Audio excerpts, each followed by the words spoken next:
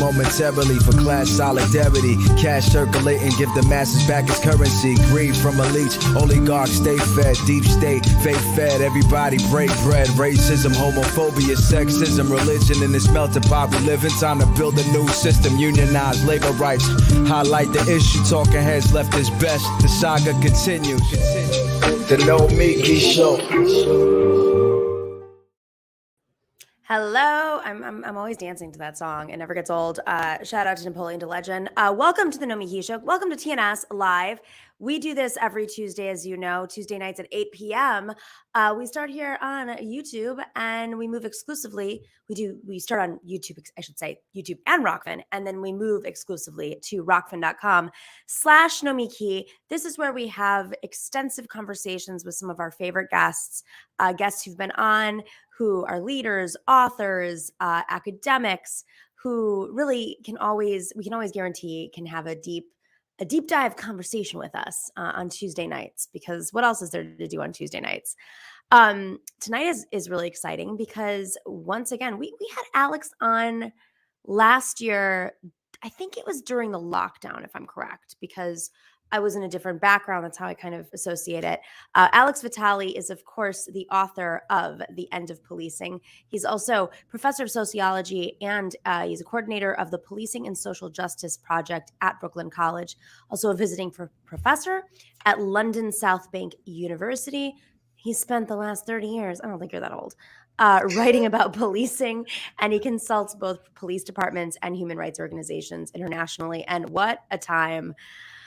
Oof. Are you in New York right now? I think I should just start with that, Alex. Yes, I'm here in Brooklyn. Oh, you're at the center of it all. Yep. Oh boy.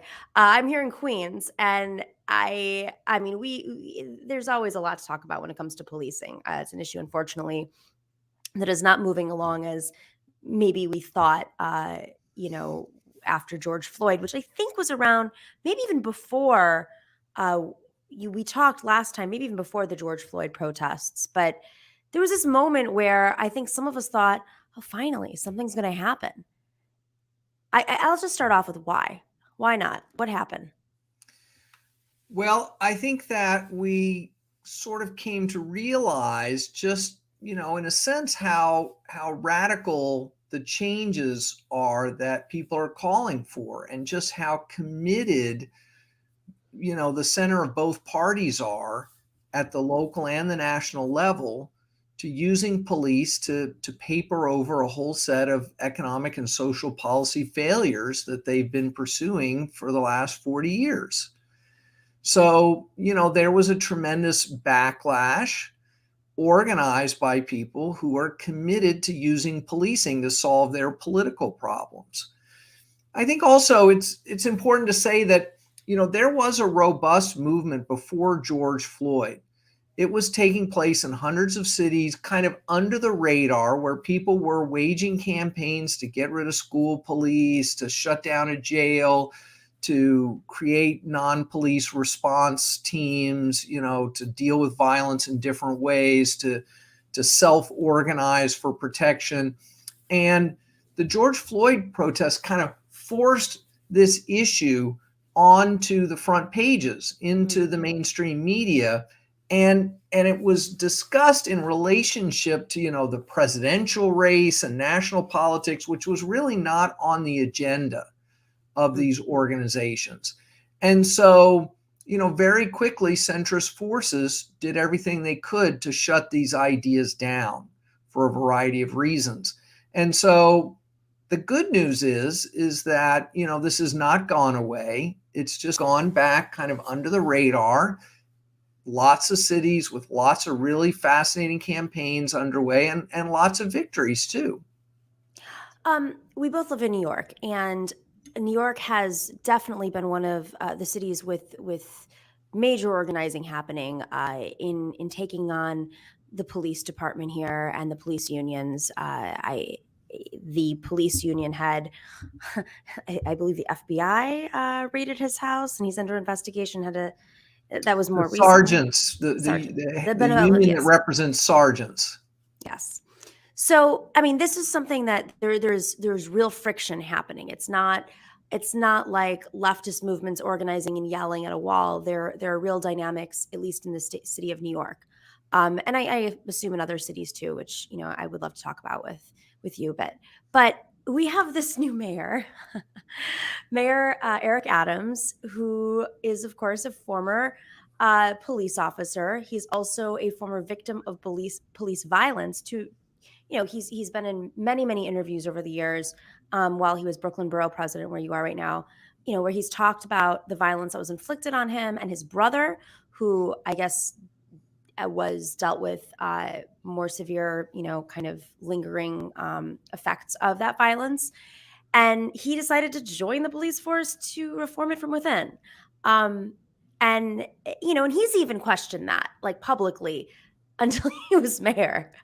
I don't even know where to start with just how bold he's going. I mean, today he talked about bulldozing and getting rid of homeless encampments and clearing them off the streets. Like, I thought Rudy Giuliani was kind of a tainted name, but he's making Rudy Giuliani look like, I don't know. I mean, it's a reincarnation in some sort. I just don't understand how someone like Eric Adams, who, let's be clear, this was a very low turnout election. He didn't receive a mandate from the city. It was a crowded election. It was a low turnout election, unfortunately, which happens here in New York. This is not somebody that all New Yorkers voted for. I don't know why he thinks this is the way to go. He's just going all in. Yeah, I've known Eric a long time, Brooklyn politics and all that for decades, really. And, he's in the business of trying to promise everything to everyone. Mm-hmm. And so that's what he did during the campaign, even, making clearly contradictory promises to people depending on where he was. But, as you said, it was a very crowded field. There wasn't a clear front runner who was really subjected to close scrutiny. And, he managed to squeak in a win in our complex, kind of preferential voting system. And I'll just say, we didn't have what I would consider a strong candidate of the left. And in contrast to that, for the city council elections, we did have a lot of very strong, clearly left candidates, and a huge number of them won election. Yeah. Several Democratic Socialists, several young people of color, new to politics, who are rejecting the kind of toxic politics of austerity and criminalization that really characterize the way so many big cities are being run right now. Chicago, DC, and unfortunately with this mayor, New York. And it really is a return to the kind of Giuliani era quality of life politics that I actually wrote about in a previous book called City of Disorder, where I talk about this fundamental dynamic where both parties have turned the economy over to Wall Street, high finance, corporate headquarters, real estate, in hopes that they'll become so successful that some of that wealth will trickle down. And in the process, they've subsidized them with tax breaks and deregulation and direct subsidies, which has made the city incapable of providing basic services, housing, mental health services, decent schools, and all the rest. And this has produced, the kinds of social problems we see, like mass homelessness and untreated mental health and substance abuse problems. And they're using police to manage those problems because they're just completely against a conversation about expanding social housing, taxing the rich, providing healthcare for all, and so, it's a mixed bag here in New York. We've got a kind of retrograde mayor, caught in this broken record. He's in the 80s, frankly. Like, he's out partying at nightclubs until 4 in the morning. I'm like, what are you doing? Channeling Donald Trump? And I'm sorry. And wanting to turn the economy over to crypto hucksters and the billionaire class. But on the other hand, we have this robust new city council that is really going to push back on him, that is really got new ideas about public safety, that is deeply skeptical of policing. And so I think, over time, we're going to see significant new investments in some of the kinds of alternative public safety strategies that people have been talking about. But before we go to a quick break, I do think it's rather fascinating. You said retro mayor, because I feel like the word is out to at least a significant number of voters. Maybe, that's a key word in New York, voters, those who vote in Democratic primaries. It's not that, especially right now, people do feel unsafe. It's not that the crime is higher than we're still pretty low when it comes to violent crime comparative to, say, prior to a decade ago, significantly lower. But, the way that the media plays it out and the way that it's sort of random act, I get how it gets into people's psychology. I understand how as a voter you might feel less, safe, whether it's people pushing on a subway or knives or shootings. There's so many aspects of this that are not delved into in the press, but take that at face value. As somebody who just reads the press as a voter, I can understand where that fear comes from, because we are all susceptible to that. Even the most sophisticated, media minds, it permeates, it gets in there and you don't even know how. And Eric Adams has found a way to take really debunked theories at this point and push it on folks and prey on people who, might live in communities where there's a little bit more gun violence. I can't tell you about the rest, the subway, the pushing people in subways, probably mental health, other incidents of random acts of violence in the city. But let's talk about gun violence in particular. He's putting forth policies that both Giuliani and Bloomberg put forward and were debunked internally, even. Not to mention, it's out. We put more money into the police force in New York than ever before. If they're not doing their job now, then I don't understand. You just say more? It doesn't make any sense to me. And you say that there's a city council that can push back, but it's not getting through to the press. Yeah, well, it's going to take time. The press, they represent a certain set of interests, a certain vision about the city's future. And it's a police-centered vision, right? It's a vision where order is produced by aggressive and invasive policing.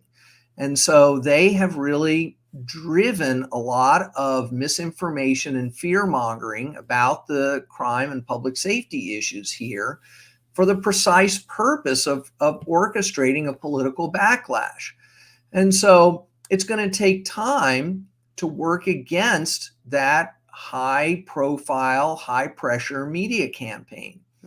And it's going to take the form of community organizing, I think, is really the key thing that is focused on specific campaigns. So we have campaigns underway in New York, to dial back school policing, to decriminalize sex work, to expand the legalization of drugs. And, we're rolling out marijuana, but there's talk about, more kinds of harm reduction initiatives. There are campaigns to get rid of the gang database, to stop, labeling all crime as gang related and then throwing people's lives away for life.